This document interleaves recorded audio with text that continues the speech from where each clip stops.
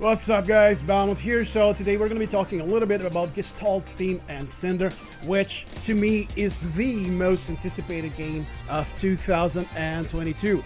Even so, even more so than Elden Ring was, but that's just me of course.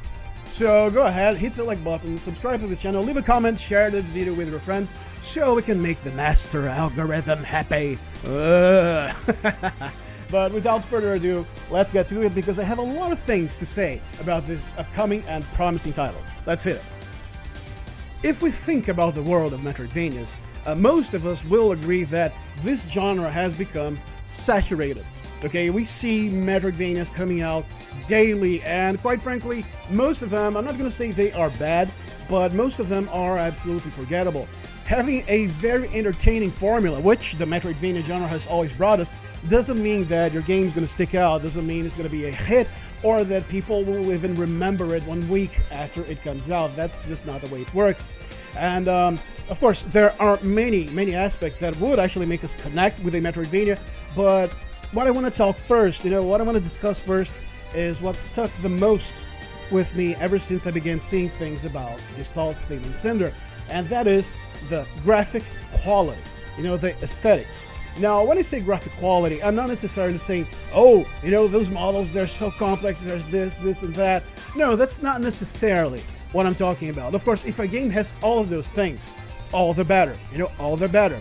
But let's take a look at AAA games, for example. Most of those games are drop-dead gorgeous, but, eventually you won't remember much about them because there is a concern about making a game beautiful, but not about giving it a strong visual identity. There are very few titles that actually do this, and it's always been like this. It's always been like this. So when I say that graphics matter, what I mean is, how is this world presented to players? How do the developers make use of both the resources and assets that they have in order to make a game that could actually speak for itself without saying a word, just by looking at it?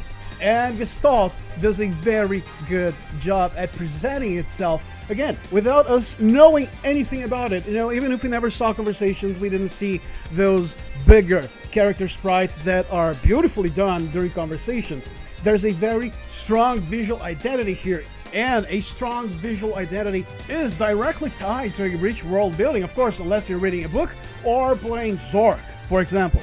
And when a developer, big or small, actually takes the time to make good use of the assets it has to, create a very strong world, it always makes me happy because this uniqueness that they aim to achieve on the visual side comes from a good story, comes from good characters, comes from a good world they thought up even before they began thinking about the visual side. Of course, this isn't always the case, we all know that, but to me, from what I've seen, from my experience, this has always increased the odds of us getting a game with some actual substance behind it in terms of story. Now, of course, it doesn't need to be a JRPG level of story, it can have simpler stories that perfectly serve their purpose in making us connect with that game's world. And from what I've seen on the introduction sequences, there's this bigger dialogue sequence, at least on the videos of the demos that I've watched. We are being set up for this, we could be getting a very interesting set of characters and interactions, and this makes me happy. It really does. So on the visual side, yes, Gestalt has already won me over.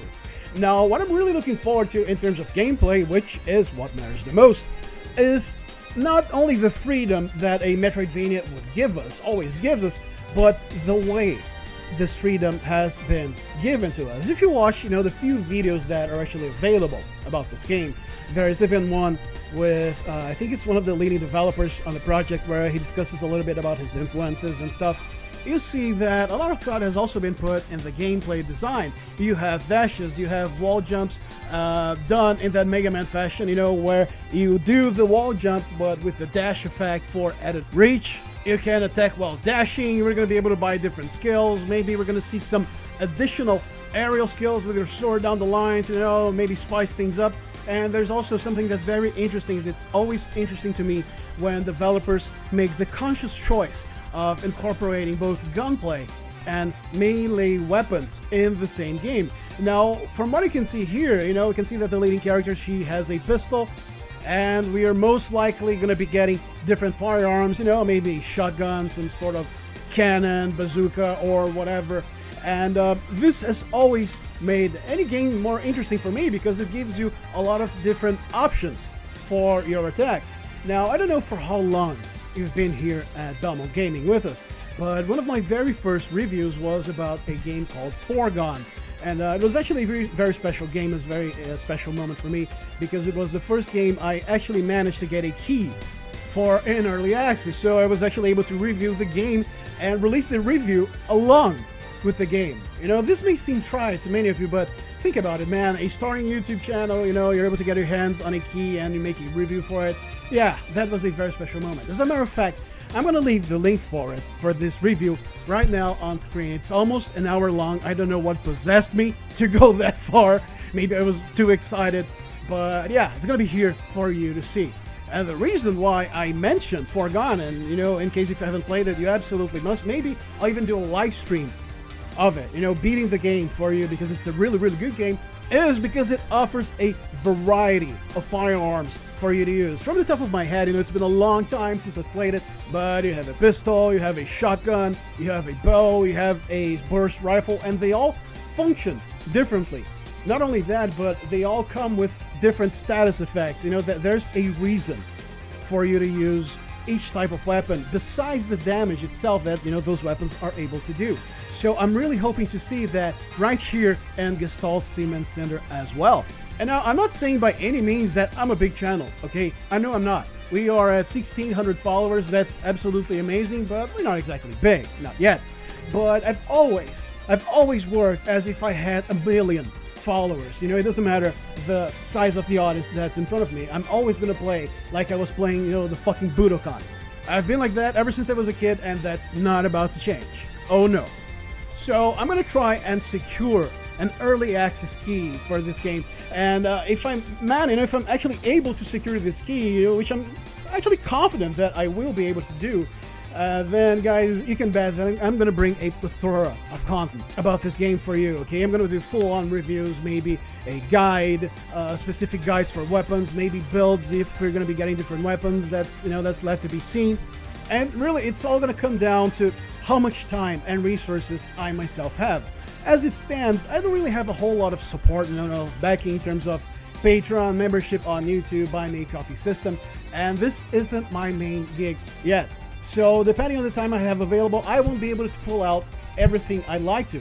Now, if you'd like to help make this become a reality, then make sure to check out my Patreon, Buy Me a Coffee, and you can even become a member right here on YouTube. Okay? The sooner I get to the needed threshold, which isn't really high, you know, at least not for me to be able to drop my current job and become a full-time YouTuber, then check out all of those links I'm going to be leaving for you on the description, okay? So this was Belmont speaking to you. Let me know in the comments if you're also looking forward to this game as well. If you know of any other metroidvanias you should be on the lookout for. This was Belmont speaking to you, and I'll see you next time. Later.